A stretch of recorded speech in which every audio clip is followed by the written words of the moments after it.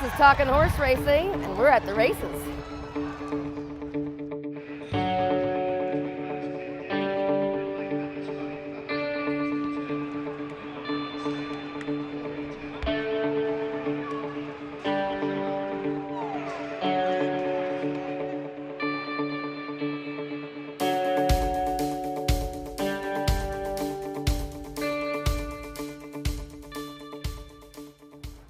So we just watched a great horse race.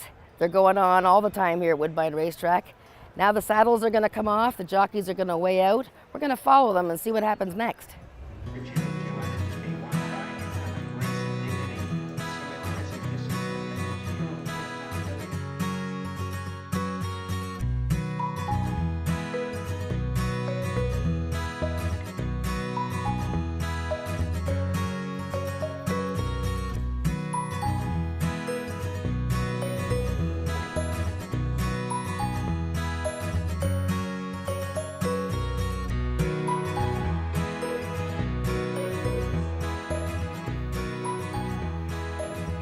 So the jockeys have weighed out from the previous race, changed their silks, and now they're coming over to get on another horse for the next race.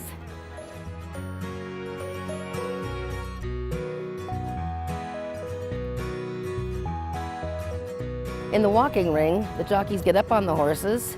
Some horses have ponies with them to keep them calm. You can see other horses have different kinds of equipment, blinkers, or various kinds of things on their bridles. Everything is tailor-made for the horse as an individual. We're here on the 3rd floor. This is the betting area, and there's all kinds of racetracks going on at any time of the day. You can bet tracks all over the world. And it's really easy to make all the kinds of different bets and doesn't cost a lot. Let's find out more from HPI's Stephanie. Let's make a bet. Brought to you by HPI Bet. One of the great benefits of becoming an HPI Bet member is you get 1 month of free streaming of racing from around the world for just signing up. That's a $100 value. Plus, for a limited time, you can get $100 when you sign up and bet $100 in your first 30 days. The easiest bet I like to tell people about is the win, place, or show bet. So for these 3 bets, you're picking one horse. It can win, come in first. You can put the horse to place, come in first or second, or show him to come in the top 3. So if you make a $10 bet on a horse who has 4-to-1 odds, you would get $40 back on a win bet only. A place in a show, because you're given more opportunity, even if the horse wins, you'll get less of a payout, but it's still a fraction, about 30% less each time. So the minimum to make a bet here at Woodbine is $1. So you come, spend the day, spend about $10, and you can make some serious cash. If you bet a long shot and he comes up for $1, you could win $20, $30, and it's a lot of fun. So if you come to the races and you've never been before, come look for someone wearing a blue shirt and we'll be more than happy to help you place a bet and teach you how to bet. We're here in the press box at Woodbine Racetrack, the hallowed halls. This is where some of the greatest stories have been written about horse racing. There's also lots of food for the press in the lounge here. Beverages, anything you need, betting windows. And then you can look down the press box and see all the people working. At the Barn, brought to you by Ontario Racing and OLG. I'm Lloyd Douglas McPherson, but I go by Doug. I grew up in horse racing. My dad is Sandy McPherson. He trains horses here at Woodbine, longtime trainer. My mother was his assistant trainer for a long time. And when I was a teenager, I wanted to make my own money, so I said, Dad, let me come walk hots. I had no interest in horse racing before that, but I wanted to make some money, and then I fell in love with it as I went. Somewhere along the line, I got interested in quarter horse racing, and I started handicapping that, and then I started going to Ajax Downs, and I met Nick Kukos, and he offered me the job doing their tip sheet and their program. So for 4 years now, I've been writing Doug's 440, and that led to me getting the job as the results charter there and also clocking horses there. And then I've kind of parlayed those jobs into working here at Woodbine. I have 2 jobs here at Woodbine. I'm one of 2 of the Equibase department here. We make all the results charts, the points of call. I calculate how much every horse earns in every race, collect the mutual information, what each bet paid, etc. And I also work in the race office now. I've been doing this for a couple months now. I take entries from the trainers so we can prepare the programs a few days in advance, talk to trainers, make sure their equipment is right, get the races ready, double check everything a million times to make sure that as few mistakes are making the program as possible. So I stay busy here at Woodbine. My main role with Equibase is operating the tracker system. Every horse in every race at Woodbine has a GPS tracker put into their saddle towel, and we have chiclets on our race feed. So it helps you keep track of your horse in every race. It records the difference in distance traveled by each horse. It has all kinds of neat little things into it. So my job is to make sure that all the GPS trackers are working. If one stops working before a race, we swap it to make sure a proper one's in there. When we used to have teletimer timing the races, I would record the difference in times between teletimer and Trackers to, give people a sense of what the difference is. So I'm mostly operating those GPS chiclets when I'm up here, as well as helping with the results charts. It's ironic. Now, since I watch every race, I trust more what I see with my eye than what I put into my program. Because there's some things that you just can't put into the short little number of characters we have for our comments. There's some things that are just ingrained into your mind from what you observe yourself.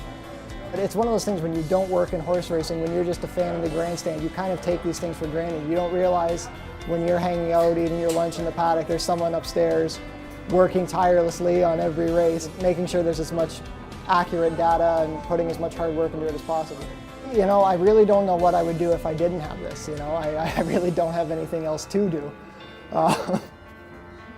This is what I've decided my life is going to be.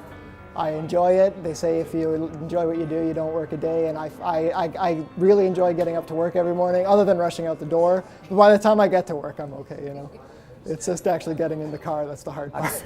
Lots going on in here. Statisticians, the writers, everybody getting ready for another big race. Media, lots of media here. I don't know where Jason is. He's supposed to be helping me do the show today. Hold on a second. Well, I gotta go. I gotta go. I thought you were working. Hey, how's it going? What are you doing? I'm working.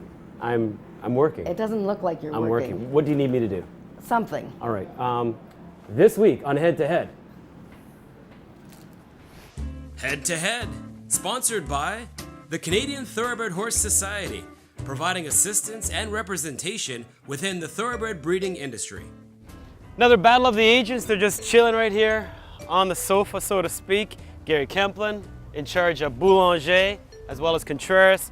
Hammer Time Neal Wilson in charge of Wentz, Lermite, and of course Campbell.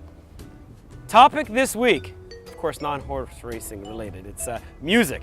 All right, question number one, here we go. What was the biggest selling album of the 1980s? Was it A, Born in the USA, The Boss, Back in Black, Little Rock, 19 point whatever million for that one, there's your hint, or C, Thriller? Born in the USA, Back in Black, or C, Thriller? Gave you guys a hint. You both got it right. It's Thriller. Michael Jackson, 29 million. 1-1. All right, I like it. Question number two. Who won the first season of American Idol? I know you guys are all over American Idol, right? Is it A, Carrie Underwood, B, Kelly Clarkson, or C, Fantasia Barrino? Carrie Underwood, Kelly Clarkson, Fantasia Barrino. First season winner of American Idol, Kelly Clarkson. Kelly, you guys are good. You guys are 2 for 2, all right. Question number three. What was Elvis Presley's first hit in 1956? You Cannot Call a Friend. What was Elvis Presley's first hit in 1956? A, Heartbreak Hotel, B, Hound Dog, or C, All Shook Up? Elvis Presley's first hit song in 56. Answers are B, Hound Dog, C, All Shook Up. You're both wrong. It's Heartbreak Hotel. So we go to overtime. Final question. Hope you know your pianos. How many keys on most baby grand pianos? Write down a number. How many keys on most baby grand pianos? This will decide the winner. Put down a number. Are you kidding me? You're exactly right. What the heck? 88. You what? I counted the black ones twice. Congratulations. Wow. 88. Are you kidding me? How the heck did you know that?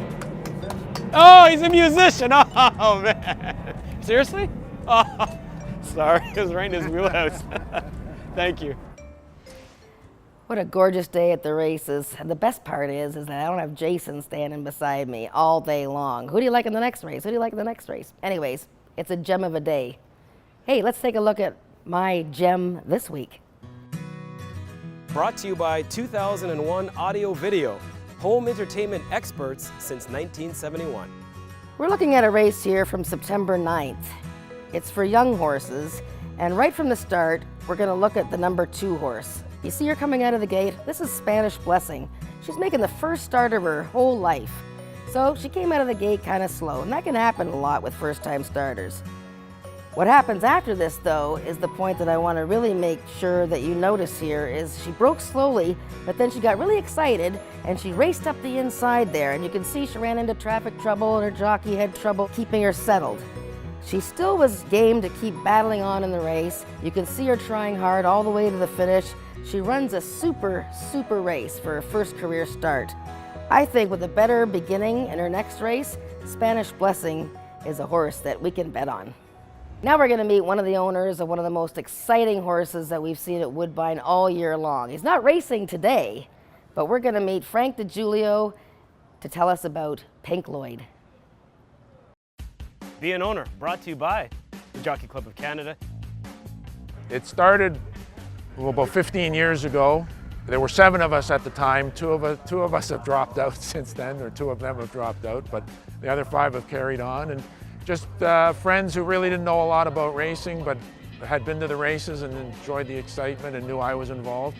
And we each put $25,000 a share in, and we've been able to carry on through the years. There were 10 shares, but some own multiple shares. And originally bought yearlings. We've also claimed a nice old horse called Lord of Greatness that helped us buy some other horses. And 4 years ago we bought Pink Lloyd, which has made us famous. We actually bought 2. We bought a filly for $30,000 who we ran once and became a riding horse. And we bought him for $30,000 who did a little better than that. Well, I think he's made about $500,000 now. Stakes race of the meet has gone to a very promising 5-year-old Pink Lloyd. They're not all success stories, so don't think you're gonna, that's why if you can drum up enough money where you can buy more than one, get some friends together, spread the risk, but you have a lot less risk, but just as much fun. You don't have to share the fun, so it's even more fun actually, so I'd really recommend it. It's one of the best kept secrets out there. On the outside of Pink Lloyd, a class above them. And Pink Lloyd just continues to turn them all away and has won again. Find a good trainer, someone who's good at buying yearlings well before the sale so you can do your research and interview them, make sure that they have them, you're compatible personality-wise, and tell them what you'd want.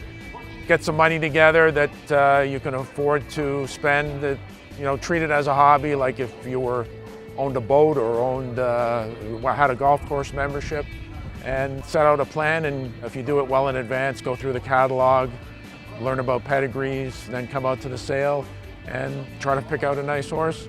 Another way of doing it, and you had it on one of your shows, is claiming. That's another great way to get into the industry too. So we do both, and I'd recommend both. So you can go through the CTHS office, which runs the sale. They could recommend. It's a little, they worry about favoring one trainer over another, but just come to if you can find someone who has horses and that's the best way, that owns horses, and they can recommend, or just come out to the races, introduce yourself to owners.